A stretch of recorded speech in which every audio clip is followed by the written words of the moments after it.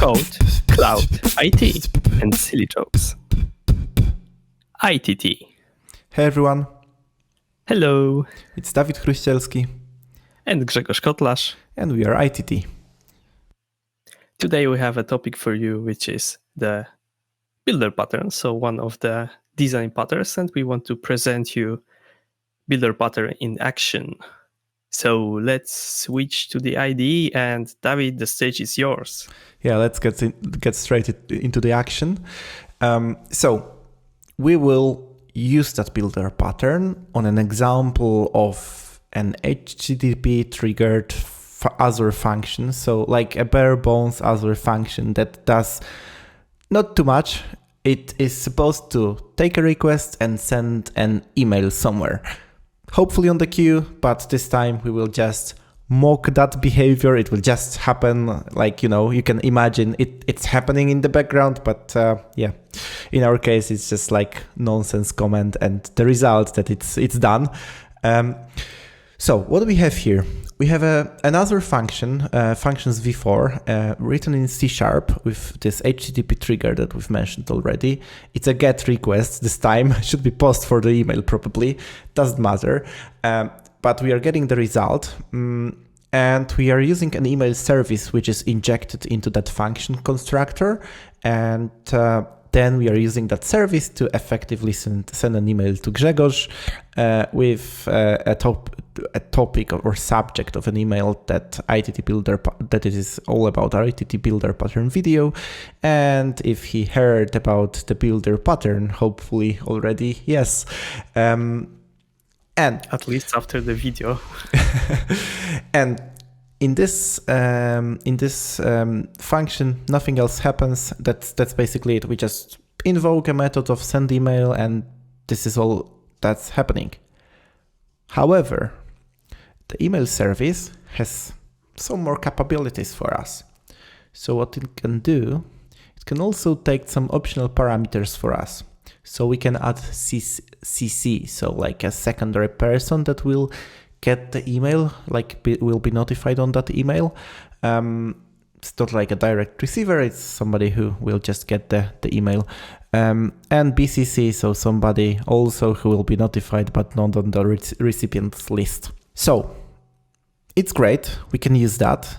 However, if we would go to that send email and we would like to add some more options, some more things, we will end up in having multiple different options that may be hard to maintain. We would need to think about that. What is the logic for adding that CC, having all the checks made on the send email method?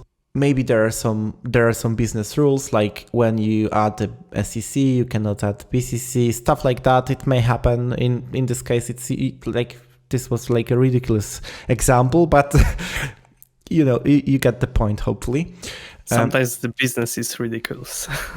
Exactly. So what we want to do is to allow our service to take those optional parameters, optional fields in our configuration, but to have it as an object. Maybe that's the first step. We can make those parameters an object.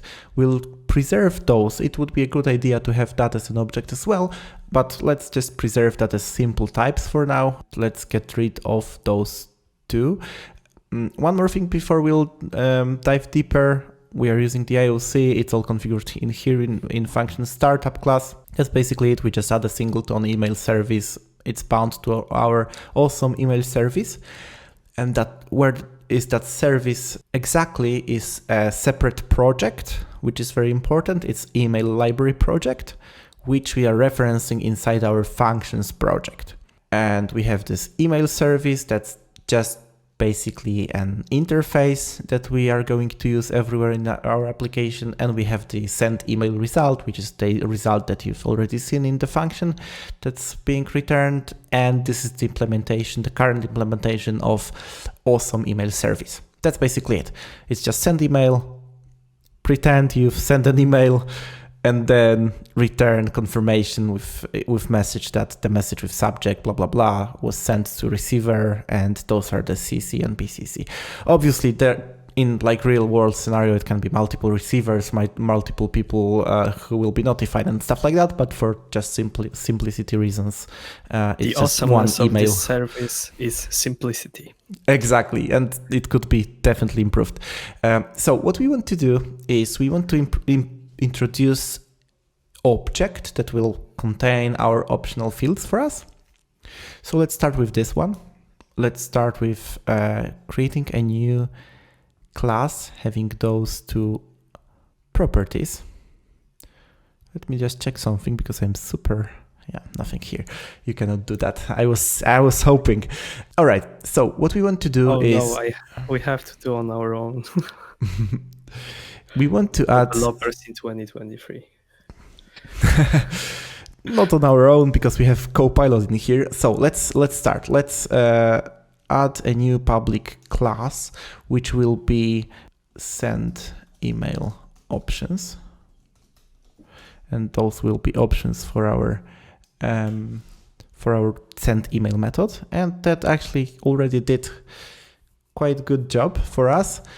We could use those in here as well. It's a very good suggestion from it, but for our case, let's just delete it for now. It could be like required, and we could use the builder later on with it. But let's just pretend it didn't exist, and we've got just the optional options in here, which are the send email options for CC and BCC. So let me just move that to a separate class, obviously. So as you can see, it's in a separate class. We've got the options in here. Options may be different depending on the implementation, but for us, let's say it will be in the root directory actually. Let's do it like that. And what we want to do is to allow this email service to actually take those options as a parameter right now. So send email options. Options should be optional, as all options. Cannot convert, non-literals, blah, blah, blah, blah, blah, because it doesn't really matter. Oh, sorry, it matters. Let's just do it like that. And now we need to change that as well, just to match the interface. So let me just copy that over, paste it in here, and hopefully that will resolve our issue. We can also just do that, options CC and options BCC, but we are missing the question mark. And to protect against nulls. Exactly. And this will do effectively the same as we had before, but right now, instead of passing those HTTP trigger, this send email options directly as a separate parameters, we can create an object of our options equals send email options, and we can it should be new send email options, and we can specify that we want to have like something in here, like asd@asd.com, let's say. Sorry if somebody has this email. And we can pass this options object, and then it will be used, and that's all fine, and it's all great. However, here we could put some logic to actually, when we assign that, we want to, validate if that CC option is valid, stuff like that. And if something is set, then, something else should be done. But those may be not the only options that we want to configure. We may want to add more options, and the logic will become, harder and harder to maintain in this spot when we are, randomly creating something. So in order to actually give the possibility to configure something for the consumer of our library, we can use the builder pattern. So here it comes. Yeah, so let's start with the builder pattern implementation. So let's go to the interface again. And inside of this interface, instead of getting options themselves, we can pass an action of almost that, but with builder, and that's an interface. And now it doesn't have to be, well, it can be like that actually. And we can create the I send email options builder interface. So that interface, let's move it to its own file again. And that builder has a public interface. And options, as you could see, are public as well right now. And the interface of the builder could actually build an object of options for us, but we won't care about it for now. So let's just allow it to configure our options. And I want to create a class for that will inherit a class send email options builder that will implement that interface, which is currently empty. And we want here to create a build method. But in order to do that, we need to somehow store the options themselves. So let's create private option send email options object. It can be read-only as well. Options. And in a constructor, we can create that options object. Then we can start configuring that. So I want this to have CC, and I want this to have BCC as well at the same time. And there's one more thing missing, but let me just explain what happened first. So GitHub Copilot already generated a lot of stuff for us. With CC basically enables the CC option in options. So in the object that we already created with the builder, and it returns its own reference with this. So we return this. Right now, it's an implementation of that class, but it shouldn't be. So this with CC and with BCC, we should actually move to an interface, but an interface won't know about this method. So I would prefer that to be an actual interface. Abstract methods. Exactly. More. And now let's add them to our interface. And we have already two implementations, as you can see. So everything's matchy-matchy. And let's just create a build method, which is already generated for us because of the awesomeness of GitHub Copilot. Highly recommended.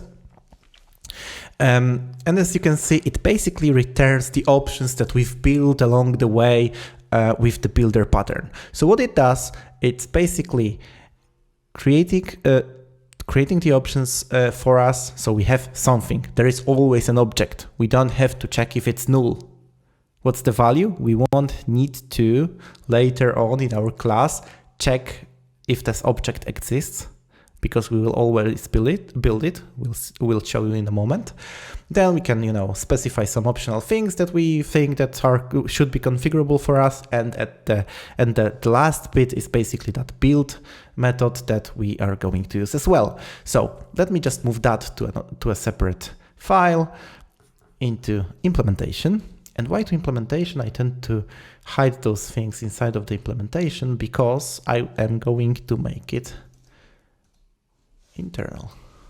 Hidden from the outside of the world, because we don't want to expose our implementation, like our logic for the others. Yeah, so it will be only available within the library itself. And now, once we have that, I want to also check out the interface here. Yeah, it looks good. There's no build method, so the build method is not available to the consumer. We'll show you that in a moment. And in our service, instead of getting the options themselves, we want to have options builder. So what happens here, we want to pass the options builder. Var options are going, let's start with options builder, like that. This should be options builder action. Let me check. Yes, it's the action, right? And here we've got options builder. So we've created. Could you quickly describe what action is? An action is basically like a method that we pass to our method that we can invoke. So quite a simple concept. We may, pass the method that we will control. So we will invoke it when we think it's reasonable. Okay, so you're not like passing the object here, but the method itself. Exactly. And it's nullable as well. So as you can see, it's optional because it's optional to build options. So it may be not there, but the build method, it's always invoked. So it's optional to configure that, but we are ensuring that options will be always there. So what you can see here, the IDE already says to me, well, you don't need to check that because options always will be an object because the builder returns it always. And we can use the build method in here because it's internal and we are internally doing that in our awesome email service class. So that should solve our options, but how do we use it? Like, what's the benefit for the consumer of this interface? So in here, obviously, we cannot do anything like we did before, and that's still valid invocation of the method. But we can also use the builder in here and start configuring it. So we can add BCC, we can add CC. So let's add CC, David at david.com. Sorry for that, whoever owns this domain. And we can add... But because of the awesomeness of the service, you will not get any emails. Exactly. And Grzegorz at grzegorz.com. So as you can see, actually, we can add those options. It may be like much more options in here, like retries for the send to service bus to put that on a queue somewhere or something like that. But also, what's very important is if I would try to invoke the build method, it will tell me it's not possible. Here. Because it's not here, because the builder itself that we are using here is an interface. So what we are exposing to the user, to the consumer of our library, is an interface. So this consumer of the package has absolutely no way to create the options and the builder pattern. And the options are also at this point possible to be internal because it complains because we've created that above, but basically options can now be hidden inside the implementation, inside the library. So now if I would try to create options just like before, send email, it doesn't want me to help, like doesn't want to help me at all. Even Copilot cannot do that. Exactly, because it's not possible anymore. Cannot resolve symbol because it's internal. We cannot do that. So how about builder? Also not possible. So the only option here right now is we enforce on user to use our build method, to use our internal logic in order to configure all of that. And in the implementation, you can have multiple things in here, right? And also, right, it can be more fluent. You don't have to invoke it like that. It's just my habit probably, but because you are returning the same thing, you can add multiple CCs. Let's imagine it's a list, right? Like in the background, you can do that and you will have two receivers, right, of that.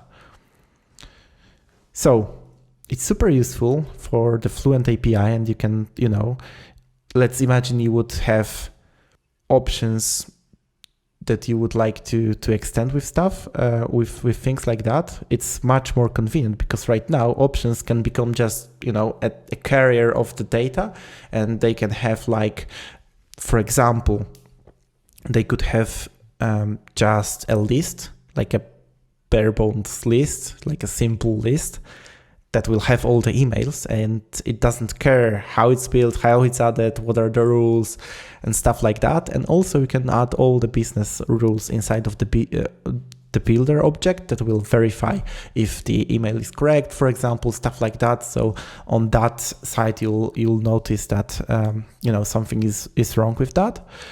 And that's basically it if it comes to the builder pattern. Do you have any questions, Grzegorz, regarding that? Oh, yeah. So my question is about the validation, which you mentioned.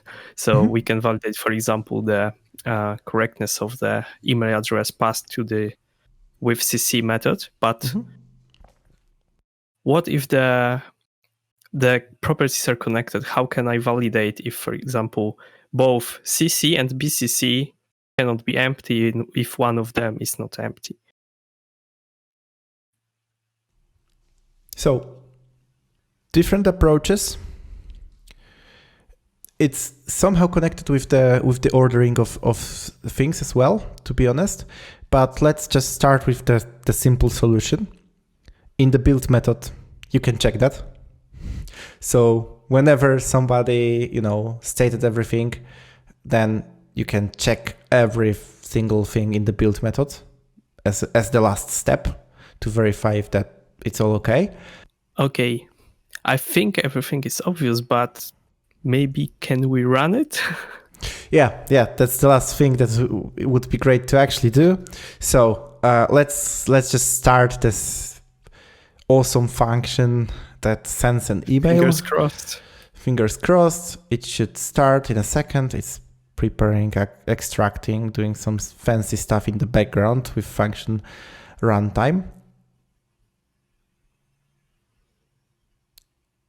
And it's on. So as you can see, we've got an HTTP trigger, which has a get method. And now we can, I got some past requests, and we can run that request. And as you can see, we've got a confirmation of a message with subject ITT builder pattern video sent to Grzegorz, and I was in CC and Grzegorz was in BCC as well. So yeah, first run, it worked. And it's working. So it's a good demo, successful one. Hopefully it was useful, and you will use a builder pattern in different contexts as well. This time it was just for a single method, but it can be also used on a for example, IOC level, when you create an extension to add a service, like in here, in the startup file, you could potentially use a builder pattern in here to configure something for yourself, or just create an extension method that will extend services. So here, you could do something like add my fancy lib and have a builder in here that would do something for you. It's a very common pattern that you will see in a lot of libraries from Microsoft, for example. All right. That's it. Hopefully it was useful, and you've watched our first video. So yeah, we would be super grateful if you would share it, hit the like button, subscribe, and all of that fancy YouTube stuff that's possible, and whatever will be possible in the future. And yeah, thanks for that. And hopefully it will be something valuable for you. Please let us know how you will or used before the builder pattern. And yeah, see you soon in the next episode. Cheers. Bye-bye. Bye.